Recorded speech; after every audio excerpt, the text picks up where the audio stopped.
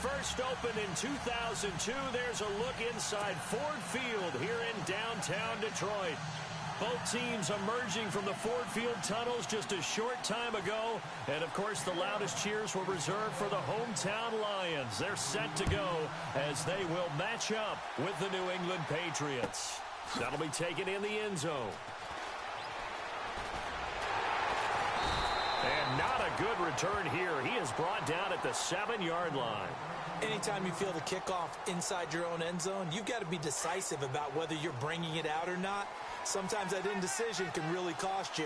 That may have been what happened on that play. Brady now on first down. Oh, he's going to air it out right away. And no, incomplete. Boy, they took a shot there on the first play, trying to start it out with a bang. But it's second down. One of the toughest things about playing defensive back is pattern reading, trying to figure out what they're doing. And on that one, they had the fly, just sending a guy downfield with the in route accompanying it, what people call a dagger route, trying to hit the guy underneath after the clear out. In this case, though, they're not able to get it done. Yeah, they said forget the underneath route. They went for the guy on the fly, but as you said, incomplete. Brady will try again on second down. And they're going to get to him.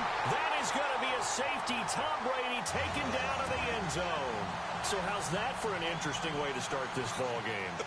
First drive of the game and you go backwards all the way into your own end zone? Guess it kind of makes you wonder what else we might have in store here in this one. So after that safety, now a free kick situation forthcoming as they punt it away from the 20.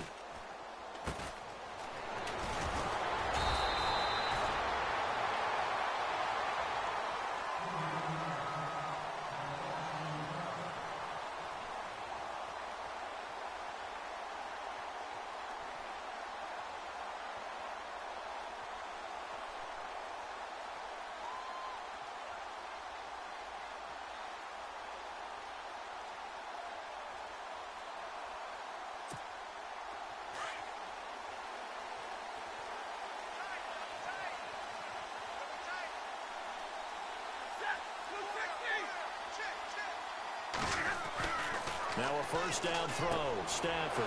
The completion good. This is Eric Ebron. And he'll get up near the 45. They'll spot it at the 44. 7 yards, the pickup on the pitch and catch.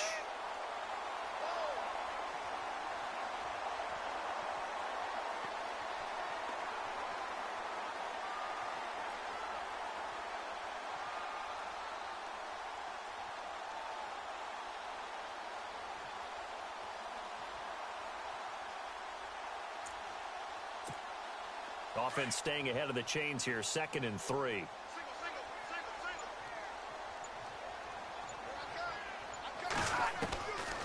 Out of the gun, Stafford trying to get it to Ebron, and it's intercepted. Picked off by Patrick Chung, and his guys will set up shop at midfield at the 50-yard line. Before the offense changes hands here, let's look back to the Super Bowl February 5th. What a game. I know you were there calling it offensively, though. Impressive on both sides. It certainly was, and let's face it, if you're in Minnesota, it's cold outside, but you talk about the offenses, they heated up in a big way. And how about Nick Foles? The backup quarterback turned MVP, 373 yards, 3 touchdowns, and, of course, the big one receiving on the Philly special. Quite a story. As you and I were talking about off air, it was just a fluid game, not a lot of penalties, just really clean play. Exactly the type of game the NFL needed for the audiences at home watching the game and, of course, people in attendance. A really well-played game.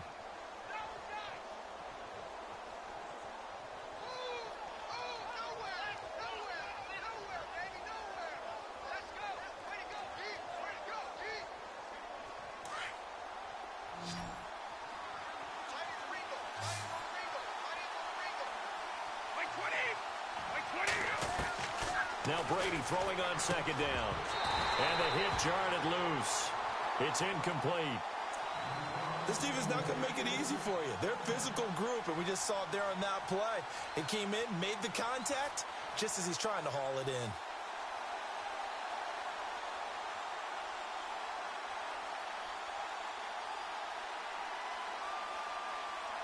This is 3rd and 1. Very likely 4-down territory, even if they don't get it, though.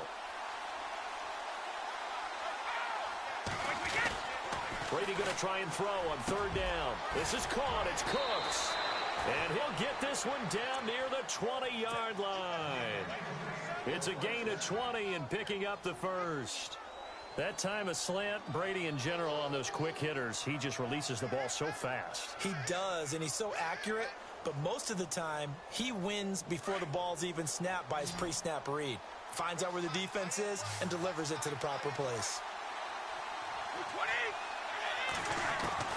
Brady now on first down. And this one is incomplete. Brandon, it looked like he had his hands on it for a moment, but let's face it, that was going to be a tough catch all the way because of the presence of the defense right there as he was trying to haul it in. Yeah, nice job to force the incompletion.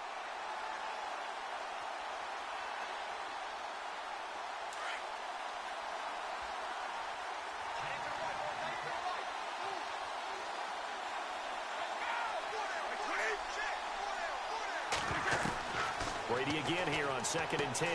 Into heavy traffic, and it's intercepted. Picked off by Tahir Whitehead. And the return will stop right around the 25. So let's discuss the Detroit Lions as their offense makes their way back out there, Charles. Last 3 years, including a playoff loss in 2016, they're 25 and 24. They're going to have a new head coach, of course, Jim Caldwell, let go at the end of the year. And, it always seems like the Lions are stuck right in that middle ground. 7 and 9, 8 and 8, 9 and 7. Can they make that jump to go higher than that? One would think so, but I think they're going to need to add some pieces to their team because, as you noted, right in the middle ground, they can throw the heck out of it, but they can't run it on offense. On defense, they got a little bit better against the run, but what about the pass rushers? Because Ziggy Ansah played hurt most of the season. Couldn't be. The Pats are going to get there. Down he goes.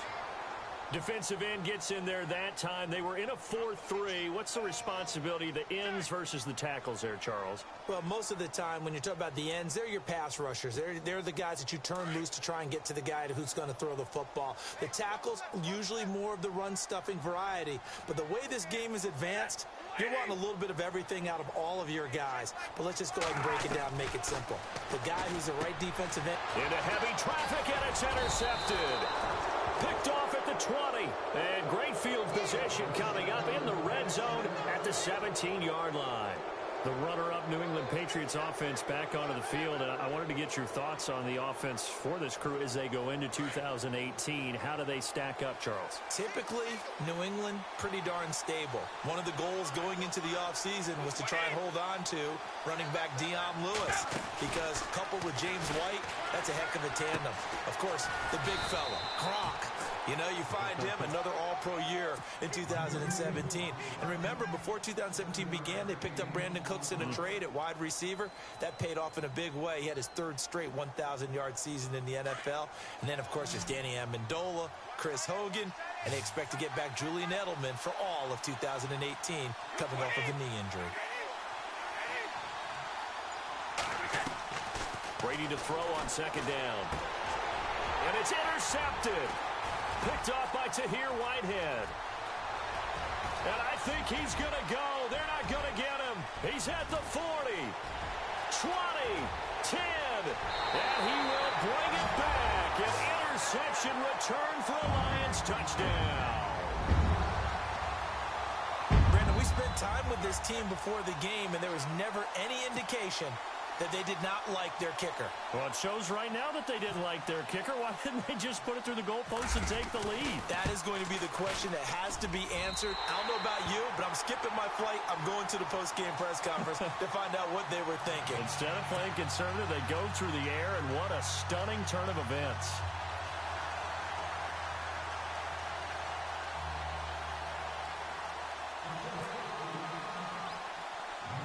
So they throw the pick six. They'll get another shot at it now as this one's in the air. It's a short kick, taking it to 15. And he is going to be knocked flat on his back. Oh, a big hit. Before the possession switches here, I had written down that I wanted to talk about some of the awards this past season in the NFL. We know Brady was the MVP, but Todd Gurley, Offensive Player of the Year. How about that for a bounce back? Many were questioning whether he'd had a sophomore slump the season before. Didn't even get to 1,000 yards. Was a dominant force in 2017. How about his teammate Aaron Donald on the defensive side? He took home defensive player. And Brady going to be intercepted a third time. Darius Slay with a pick. And the return stops at the 39-yard line. So the football switching hands here in just a second. And, you know, Tom Brady, just to go off on a tangent for a second, may have lost the Super Bowl. But third MVP this past season, and what he did at age 40, really something, right, Charles? Absolutely phenomenal. Ended up beating out Todd Gurley, the running back for the Los Angeles Rams. But he would have traded it for a Super Bowl win, don't you think? How about this? The last 9 NFL MVPs to play in the Super Bowl that same season, 0-9. Yeah. He had to go all the way back to Kurt Warner in, what, 1999 where he won the double? We were going over that stat earlier. That is hard to believe. But he would have been the MVP. Yeah. Here's another interception, the third of this first quarter. Picked off by Stephon Gilmore. CD, I want to get your thoughts on some potential free agents this offseason before we change the possession here. Now, caution, many of these guys could be re-signed, I know, but who are some of them? Kirk Cousins is one. Yeah, we're talking about difference makers. Kirk Cousins at the quarterback position. He's going to be coveted around the league for quarterback-needy teams. Case Keenum had a big year. Could he move? But how about running backs? Le'Veon Bell, Dion Lewis. Some pass catchers, Jimmy Graham, Jarvis Landry, Sammy Watkins. And about the guy who goes and gets quarterbacks, DeMarcus Lawrence had a monster year for Dallas last season. Yeah, a lot of big names that could be out there as free agents. So incomplete on first. Let's see what second down has in store.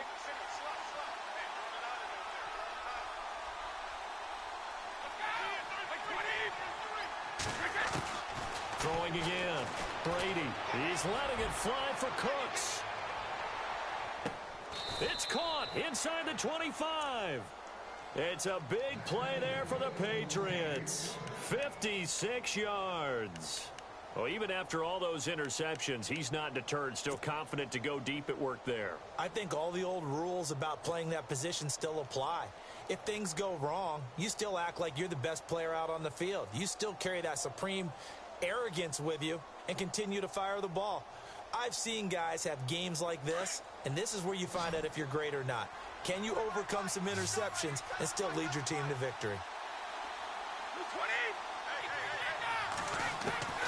On first down, Brady. And this is going to be intercepted. It's the 2014 NFL interception leader, Glover Quinn. I want to give a hat tip real quick, Charles, to J.J. Watt before the possession switches here. Walter Payton, NFL Man of the Year. They totaled up how much he helped raise for hurricane relief, $37 million. Incredible. Hurricane Harvey, which really hit the Houston area in a big way, and his original goal was $200,000. So congratulations to J.J. Watt and all the people who participated. And Greg Olsen of the Panthers, Benjamin Watson of the Ravens, both tight ends, also nominated and finalists for the most prestigious award as determined by the NFL, the Walter Payton Man of the Year Award.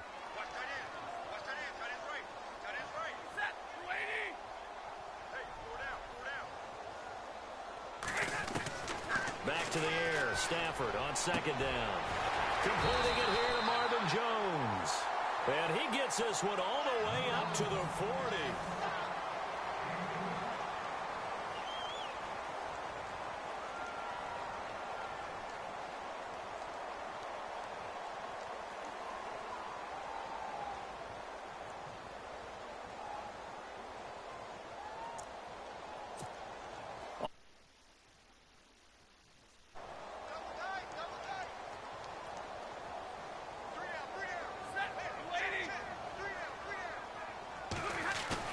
They go play action here on first down. Toward the center of the field, but it's incomplete. You get a tight end like